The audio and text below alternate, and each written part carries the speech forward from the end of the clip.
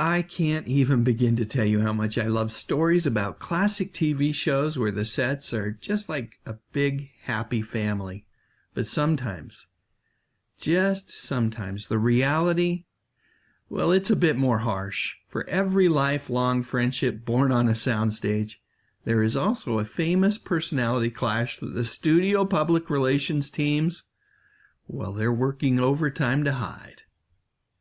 Case in point, let's talk for a minute about a backstage battle that happened way back in 1970. It was the week Richard Burton and Elizabeth Taylor guest starred on Here's Lucy. Everyone knew that this was going to be a huge television event. You had the Queen of Comedy meeting the biggest movie stars in the world. On paper, it was a guaranteed hit.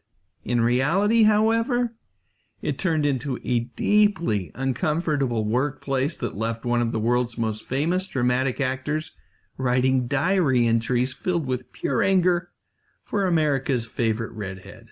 To comprehend just how things went so wrong, you've really got to understand where Lucille Ball was at that point in her career. She was no longer just the silly Lucy Ricardo trying to wrap chocolates on a moving conveyor belt. She was a powerful studio head and a very strict boss. She ran her set with incredible discipline, and she demanded perfection from herself as well as her cast and crew. She required her actors to hit their marks exactly and read their lines with precision. For her, comedy was a very serious business. And then you have Richard Burton and Elizabeth Taylor. At the time, they were one of the most famous couples on the planet, I dare say.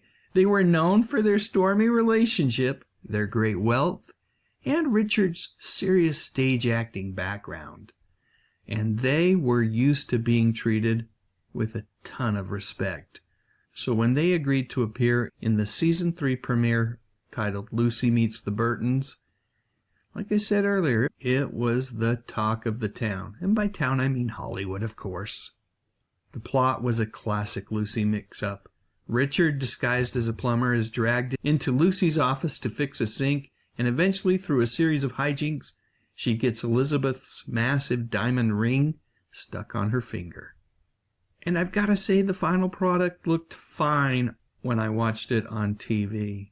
But behind the scenes, the mood was tense from the very first day. Why? Well, it's really not all that hard to fathom why things might not all be peaches and cream.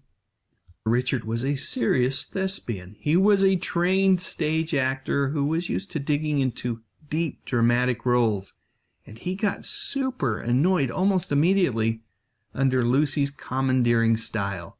By the way, she wasn't the director of the episode. That was Jerry Paris.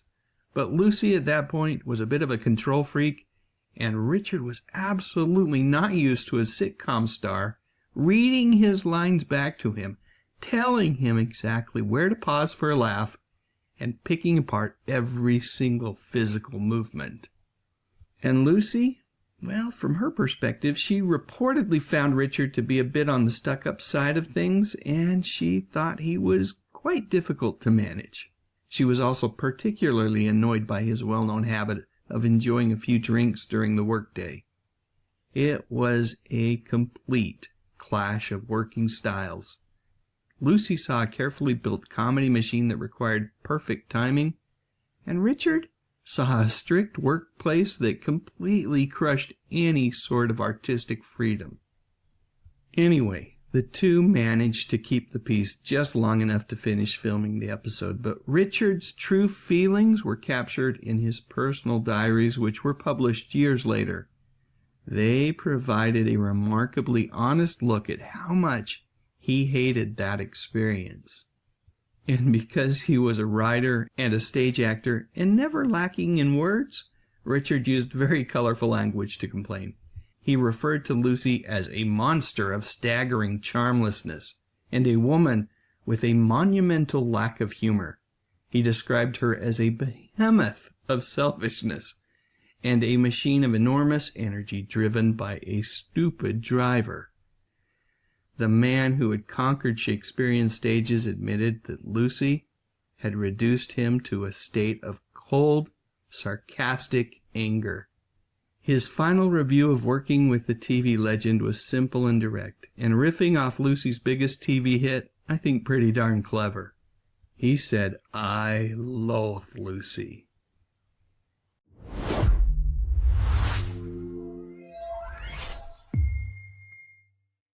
Meet the Fab Four: Lucy, Ricky, Ethel, Fred. And Nick at Night plays all their greatest bits. Twist and shout, "I want to hold your hand." "Help! I am the Walrus." "A Hard Day's Night." "Here comes their son." And Lucy in disguise with diamonds. All you need is love. I Love Lucy. 8 nights a week on the place for TV hits, Nick at Night. See the description section of this video for a special deal on one of my favorite things to read, Remind Magazine. The past is a blast when you read Remind Magazine. You are special. You didn't have to do it, but you did.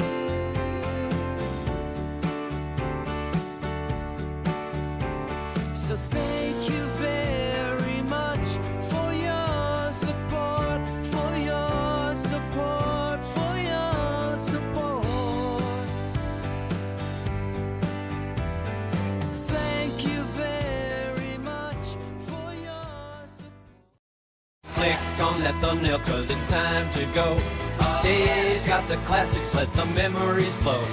TV shows and movies that we all hold so dear. On his YouTube channel, he's keeping memories near. Dave Sundstrom, bringing back the good stuff, oh yeah.